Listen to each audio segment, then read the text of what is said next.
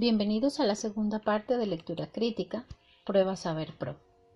En esta ocasión vamos a comenzar explicando algunos consejos o sugerencias que pueden ser útiles y prácticos al momento de desarrollar este tipo de pruebas.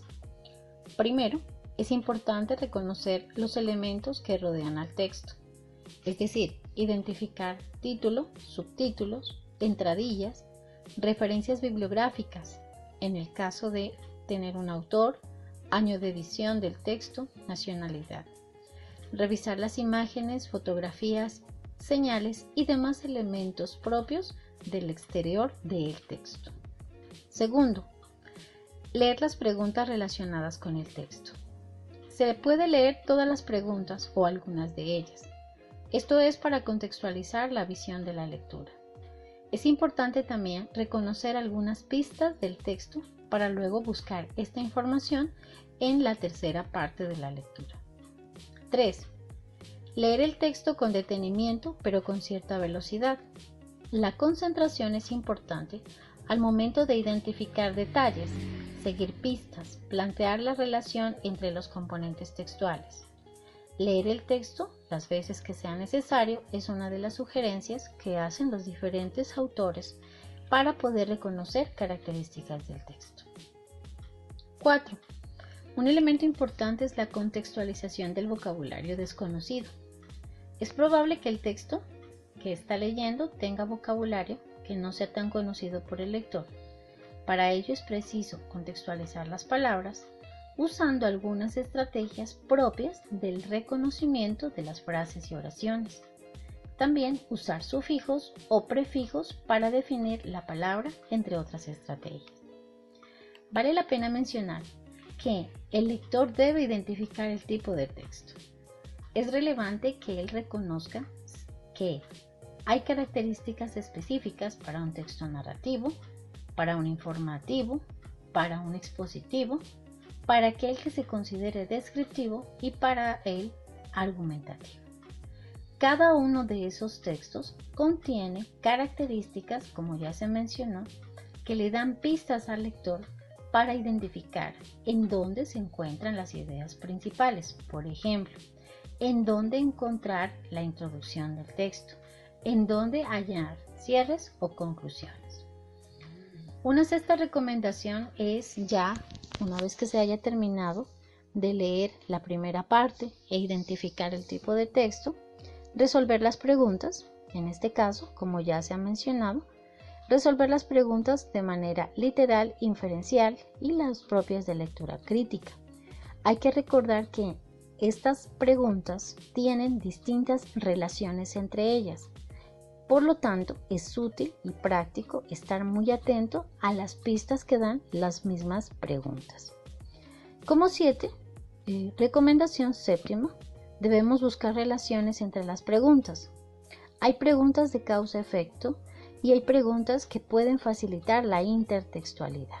Eso significa que va a encontrar relaciones entre el texto o entre las mismas estructuras de los componentes del texto. Por último, un truco importante para resolver las pruebas Saber Pro es la identificación de la función que cumplen los signos de puntuación. Ahora bien, entremos un poco más en detalle en qué tipo de textos puede encontrarse en la prueba Saber Pro.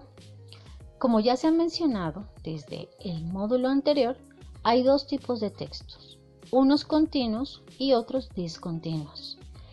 En el caso de los continuos, son los textos que aparecen mayormente con palabras, con frases, con oraciones, con párrafos. Estos textos son seguidos y pueden estar en la forma narrativa, argumentativa, informativa o descriptiva. En algunas ocasiones se va a encontrar con cuentos, novelas, crónicas, ensayos, artículos de opinión y editoriales. Por el contrario, los discontinuos son los que asocian imágenes o referentes de figuras con palabras. Así, el texto permite tener dos tipos de lectura en una misma, es decir, el lector debe relacionar las imágenes con el contenido de las palabras. En este caso es probable que un lector se encuentre con etiquetas, infografías, tablas estadísticas, publicidad, afiches, avisos, entre otros aspectos. ¿Qué tipo de información necesita aprender el estudiante para poder resolver estas pruebas?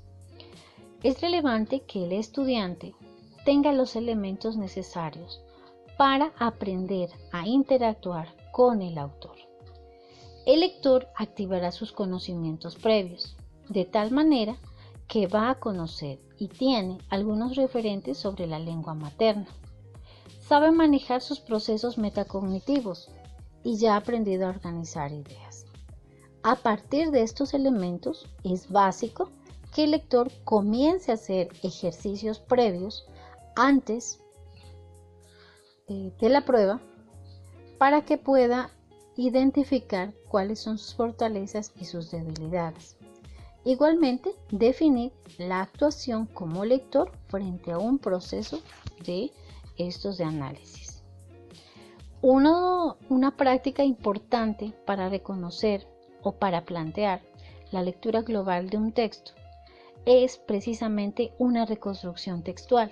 Eso significa que es relevante construir una interpretación general del texto, reconocer, como ya se había dicho, los tipos de textos, identificando las funciones del lenguaje, reconocer las características del pensamiento, de la obra y del autor y, sobre todo, identificar el tipo de mensaje que está dando el autor.